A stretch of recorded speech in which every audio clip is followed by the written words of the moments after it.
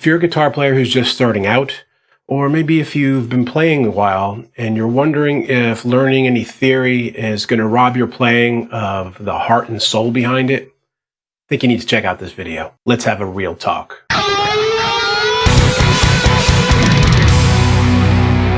I've been waiting a while to shoot this video because I think it's probably the single most important thing I can talk about as far as your development as a guitar player. And just briefly for a little background here, so you kind of know where I'm coming from and you know if you even want to take advice from a guy like me, I want to share with you that I've been teaching for over 30 years, hundreds and hundreds of students, people all the way from guys that are on tour doing this as a professional to just amateur hobbyists who are playing on the weekends. And I write and record my own music. I'll link my Spotify here and do the obligatory self-promotion thing. I invite you to check that out and listen to some of it and see if you even want to take advice from a guy like me. And of course, lastly, I always work with a band too and play out and do gigs. So I'm not just doing this stuff from my bedroom. I'm an actual practicing musician. So all that said, let me ask the question, why do so many guitar players hate the idea of learning music theory?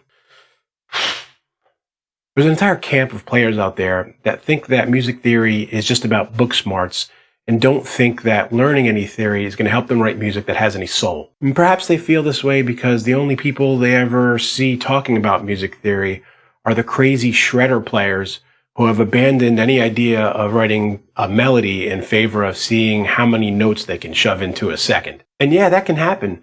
Some players are inspired by seeing other guys do crazy acrobatic things on guitar. And you know what? Those players are always going to head that way anyway. If you're the kind of player that cares about melody and tune and feeling something when you play or feeling something when you hear somebody else play, you're always going to be that kind of player too. It's not like learning theory took a blues lover and turned him into a melody-hating shred machine. Again, if you care about melody and heart in music, you're always going to care about those things. So why do we need theory? All right, now we get to the main point of this lesson, and this is where I go grab my guitar. Okay, so there's two parts to this.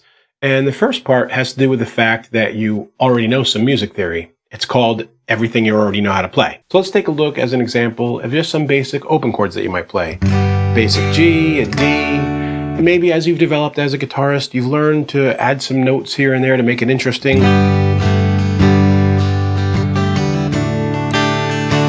Simple stuff like that you learn early on. You may not know the name of it or the label of it, but what you're employing here is music theory. I have this G chord, and I add this A note here. It's an A on a G string that I may only know with my fingers and not know the names of, but I know how to do it. And it's called the sus9 chord. And over here, when I do that thing where I add my pinky to the D, it's a sus4 chord. So one way that players go is they add a capo, and they just learn how to play those chords up and down the neck with a capo, and they play the same shape. Or if you want to learn how to do them without using a capo so that you have the ability to still play stuff that would be lower than where the capo is at, that's where the theory comes in, and you learn those notes and those chords in other chord shapes. So if that's a sus9, a G sus9 is what that happens to be. Say I wanted to play one on a bar, say the song's in E flat. I can learn that chord,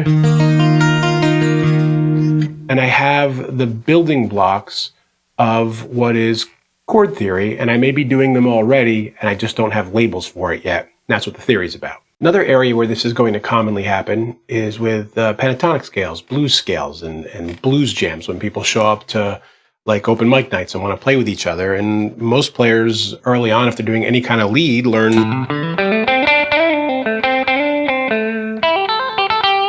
that basic blues pentatonic shape. Again, you may not know all the names of the notes, but you learn when they're playing a 1-4-5 that starts on the 5th fret.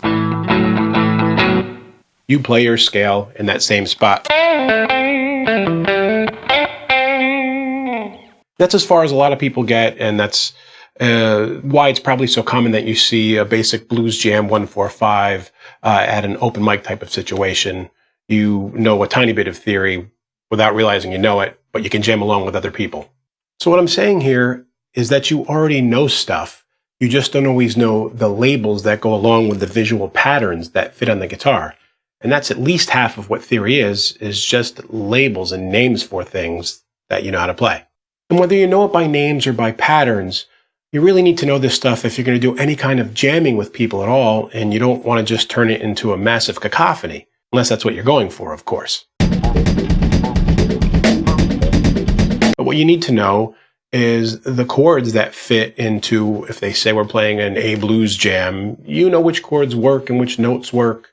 And the more advanced you get with theory, or the more you play with other people, you learn which major and minor chords work and what notes fit in so that you all can play together and sound like a musical unit. And so that's what I'm getting at with this talk about theory. It's the method of getting to that place where you know what to play and when. But for me, the single most important reason to learn theory at all is to get the music that's in my mind out onto the guitar when I'm playing. And what I'm talking about is playing music that's really coming from inside of you and is truly connected and emotional.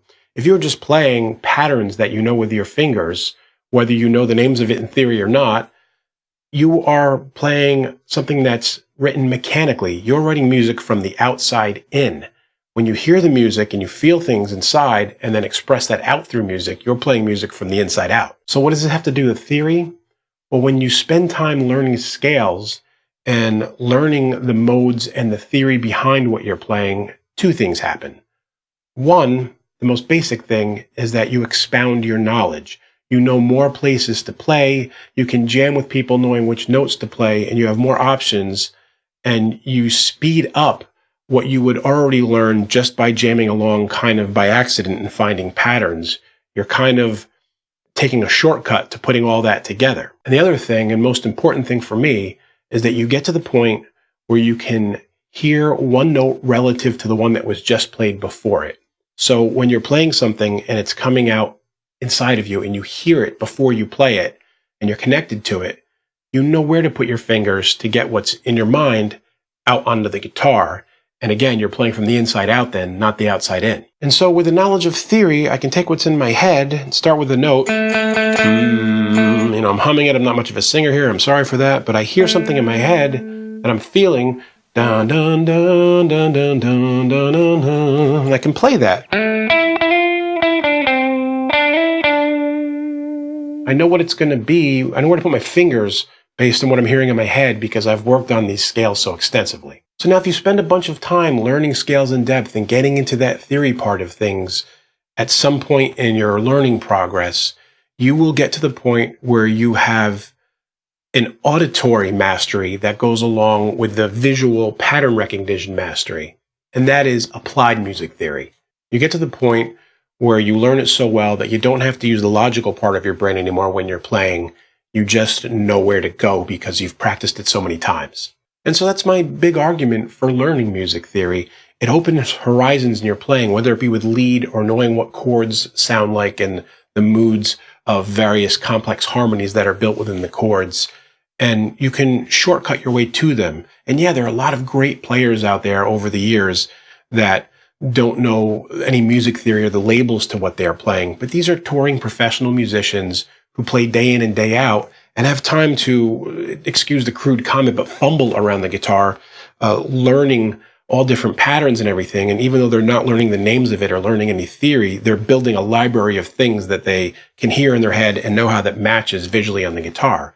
When you spend some time learning theory, you can shortcut that whole process and learn it in a year when you're just somebody who works at home or plays at home as a hobbyist instead of having to find it all by accident over many, many years. So I hope this little talk and lesson made sense to you. I do have a whole free series here on YouTube of modes and scales and also some chord theory and how that all fits in if you want to get started in that journey now. And as always, if you have any questions or comments, anything you'd like to see me expound on, just leave it in the comments below. I get back as soon as I can. And until next time, guys, keep making great music. Hey friends, don't forget to subscribe and turn on notifications. It makes the whole world better.